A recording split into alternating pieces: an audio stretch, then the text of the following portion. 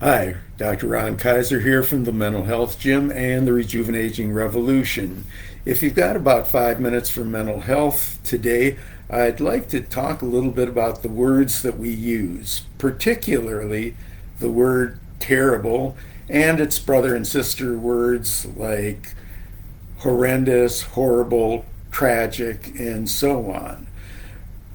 Too often we are into assigning a term for something that really is not that intense. So I'd like to encourage people to begin to think in terms of the difference between terrible and too bad. Now we're just coming out, hopefully, from the throes of the global pandemic that has caused, you know, many deaths, many other illnesses, long-term impacts on some people, and tremendous upheaval relative to finances, work situations, and so on. That's kind of terrible. When a child who has done no wrong experiences a catastrophic illness or some other untoward event, that's pretty terrible. Somebody who has lived a good life but experiences terminal illness before the legitimate end of their days, that's pretty terrible. There are a lot of things that happen, however, that are unpleasant, annoying, inconvenient, and just plain too bad instead of terrible. If you got a phone call while preparing dinner and the food got overcooked, that's annoying, but it's not terrible. If you got caught in traffic, that's really annoying as well as probably inconvenient, especially if you're trying to get to someplace at a particular time. That really is too bad, but again, not horrendous, not tragic, and something that you'll probably forget about uh, in the next few hours.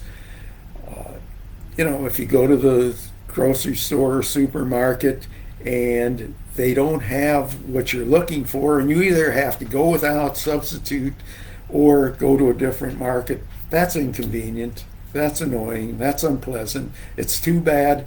But the use of the word terrible in a situation like that is really a misnomer. The reason I'm mentioning this is not because I want to give a grammar lesson. I'm not the authority to do something like that. But to recognize that the words that we use can impact upon how we feel.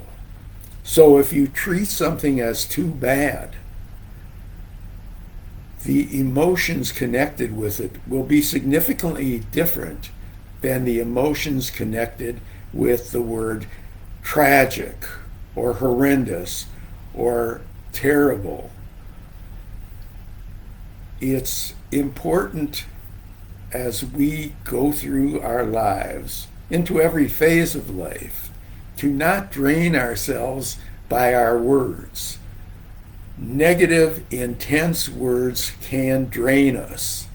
Positive words, or words that are more neutral, can level out our emotions, enable us to resume functioning as quickly as possible, and to not let an unpleasant event dog us for long periods of time. So today, my lesson is, let's pay attention to our words. Let's try and notice, is something terrible, or is it really just something where we can substitute a word like annoying, unpleasant, inconvenient, too bad? That's two words. But where we can de-emotionalize the verbiage that we're using, and in the process de-emotionalize how we feel. And for more information, more discussion about positive mental health topics, I hope that you will frequently visit the Mental Health Gym website as well as our various social media pages.